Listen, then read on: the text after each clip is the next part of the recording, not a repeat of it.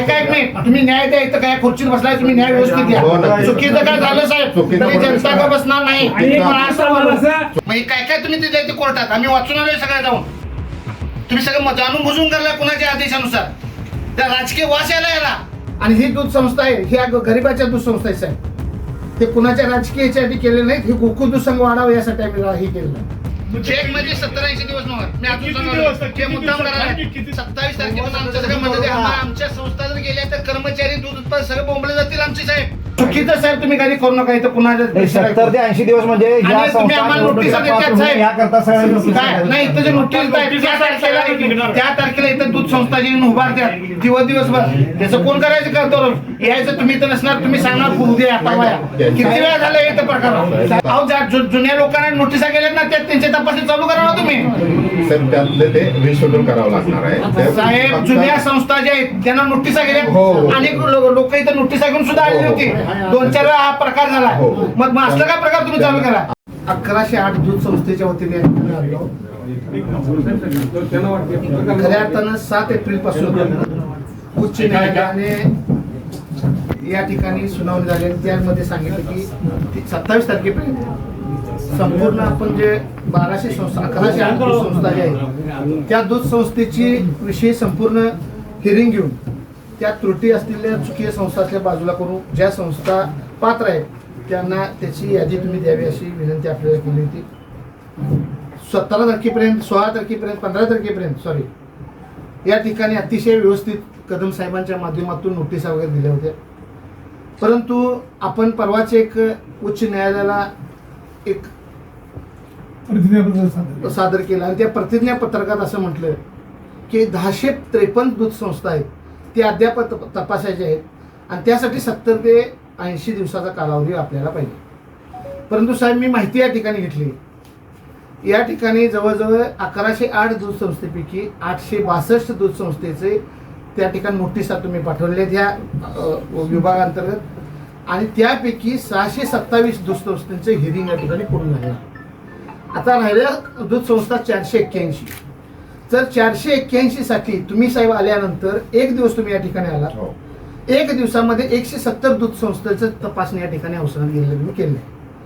जर 170 दूध संस्थेचं जर हिअरिंग तुम्ही एक दिवसात करत असाल तर 481 दूध संस्था 70 ते 80 दिवस कशाला लागतात तुम्हाला असं आमचं मत आहे. दुसरी गोष्ट आहे मालगावे साहेबांनी आमच्या ज्या दूध संस्था काढल्या त्या दूध संस्था काढताना 2 दिवसात आम्हाला सांगितलं तुम्ही अवसरात दूध संस्था तुमच्या गेल्या.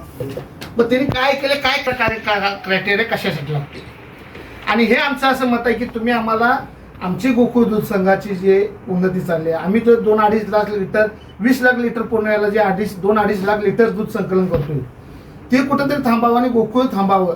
गोकुळचा दूध पुरवठा थांबावा यासाठी तुम्ही केलेले प्लॅन आहे असं आमच्या सगळ्या कार्यकर्त्यांचं मत आहे. आमच्या सगळ्या दूध उत्पादकांचं मत आहे.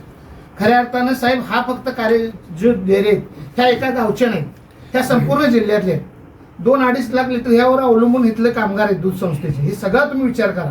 अनेक कामगार दिवसदर्डीला जाणार आहेत आणि तुमच्याकडे तुम्ही मुद्दाम येऊन या ठिकाणी वेळ काढून आणि 60 ते 70 दिवसाचा न्यायालयाकडे जो हे मागितला प्रस्ताव दाखल केला हे अतिशय चुकीचं आहे. आमची विनंती आहे की जे आतापर्यंत डेअऱ्या झाल्या त्याची ताबडतोब तुम्ही चौकशी केलेली आहे तिची नोटीस काय असेल ते आमच्या डेअरीला संबंधित द्यावी आणि इथनं पुढचे 480 ते 2-3 दिवसात साहेब होणार. एक दिवसात जर 170 जर होत असेल तर तुम्ही 100% ह्या दूध संस्था सुद्धा 3-4 दिवसात त्याचं काय असेल ते हिअरिंग होऊ शकते. तुम्ही हिअरिंग करावं. नाही झालं तर आम्ही इथून पुढचं हे आंदोलन आम्ही करणार आहे साहेब. आणि हे सगळं चुकीचे राजकीय पैशासाठी साहेब सगळं चाललंय. आमचा गोकुळवरील जे अधिकार आहे मतदानाचा ते तुम्ही काढून घेण्याचा साहेब प्रयत्न करतायत तर कृपया करून त्यासाठी करू नये. अतिशय शेतकरी जे आहेत ते देशाने पेटले. ज्याची कोणाची मागणी असेल त्याला इथं बसवा ना समोर आमचे हिअरिंग करताना. आमची दूध संस्था असेल तर आम्ही हे करतो. आम्ही कुठं दोषी आहे काय? आम्ही कुठं पाकिस्तानात आलो साहेब? आम्हाला गावात साहेब पिशव्या घेऊन 5-5, 6-6 वर्ष ह्या दूध संस्थेने तुमच्या घेताना पहिला नोंदणी कोण देतात ह्या संस्थेचं नाव आम्हाला मंजुरी पत्र आहे. नंतर तुम्ही दर वर्षाला ऑडिट येत आहे आमचं दूध येत नाही. दूध गोकुळात 5 वर्षानंतर सुद्धा तुम्ही निवडणूक कार्यक्रम ह्या तुमच्या विभागाअंतर्गत लावला जातोय. मग तुम्हाला हे सगळं पूर्ण केलं. 5 वर्ष आम्ही 2-4 वर्ष जी दूध संकलन केलं तिची आपण रिपोर्ट होतोय. असं असताना देखील तुम्ही जाणून बुजून ह्या 60-70 दिवसाचा उच्च न्यायालयाला हे करता ही सगळ्यात चुकीचं असेल. तर ताबडतोब आमची विनंती आहे. परवाही विनंती होती, कदम साहेबांना बोलले, आता आम्ही विनंती साहेब तुमच्यावर करणार नाही. आता आम्ही गप बसणार नाही साहेब. ही ताबडतोब तुम्ही सुनावणी नाही चालू नाही केली तर आम्ही इथून अजिबात उठणार नाही. ताबडतोब तुम्ही सुनावणी घ्या. तुम्ही मुद्दावर राज्य होताय, चुकीचं काय ते करताय हे आम्ही खपवून घेणार नाही. आणि ही दूध संस्था आहे, ही गरीबाच्या दूध संस्था आहे साहेब. ते कुणाच्या राजकीय याच्यासाठी केले नाहीत. हे गोकुळ दूध संघ वाढावं यासाठी आम्ही हे केलेलं आहे, दूध संस्था काढलेली आहे. कुठला तरी राजकीय अजेंडा चालवण्यासाठी जर 15 दिवसात 3 वेळा बदल्या वेगवेगळे अधिकारी जर होत असतील तर इथं निश्चितपणे गेलं म्हणजे तुम्ही अर्जंट ते जे आता जे राहिलेले आहेत त्याच्यात आता राहिलेल्या याच्यात काही जवळजवळ काही अजून त्यात आलेले पण नाहीयेत. आणि जे 600 हो, हो, हो. संस्थेचं हिअरिंग झालंय, हो हो ते त्याचे मला निकाल द्यायला तुम्हाला काय अडचण आहे का? त्याला मला साहेब कागद बघून घ्यावं लागते. साहेब मी तुम्हाला सांगू काय? नाही, हा तुमचा जो विषय आहे साहेब, साहेब हे तुमचा प्लॅनिंग विषय चाललाय. असलं करू नका तुम्ही. तपासण्या केल्या कदम साहेबांनी काय केलंय मग? नाही साहेब, कागद कुणी बघितली? कदम तुमच्या साहेब स्टाफनं बघितली का आम्ही बघितली? कदम साहेबांना कदम साहेब बदली होऊन गेल्यातले स्टाफ कुठला तुमचाच आहे ना? अगदी बरोबर. तो स्टाफ तर बदलायला मी नाही. सर ते चेक करून घेतो.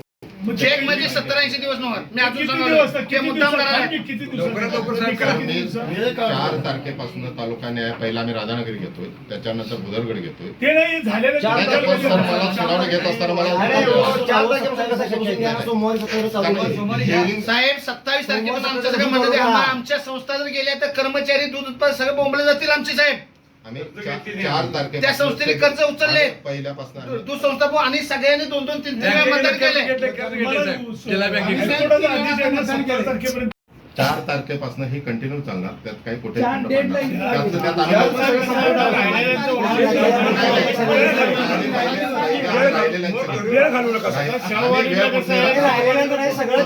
आता नुकताच सोमवारी जॉईन झालो. त्याच्यानंतर मी सोमवारी ऐकूनही घेतलं. त्याच्यानंतर 2 दिवस मी न्यायालयीन कामासाठी लोकांनी गैरसोय होऊ नये म्हणून त्या 2 दिवसात, कारण लोक इथं बसून परत जातील या दृष्टीनं ते 2 दिवस आपण ते घेतलेले नाही आहे. आणि दुसरी गोष्ट जी आकडेवारी तुम्ही जे दिलेली म्हणताय ती ज्यांचं संकलनच नाही आहे अशा कुठल्याच तालुक्याला नोटीस काढली गेलेली नाही आहे. 1320 पैकी ज्याचं संकलन नाही म्हणजे हां, म्हणजे काय झालं होतं की त्यावेळी त्यांनी टप्पे केले की बाबा ज्याचं 50 लिटर असे काढताना त्या नोटीस काढल्या गेल्या. पण ज्यांचं संकलन अशा संस्थांना जवळजवळ 240 संस्थांना त्या अजून नोटीस इश्यू झाली.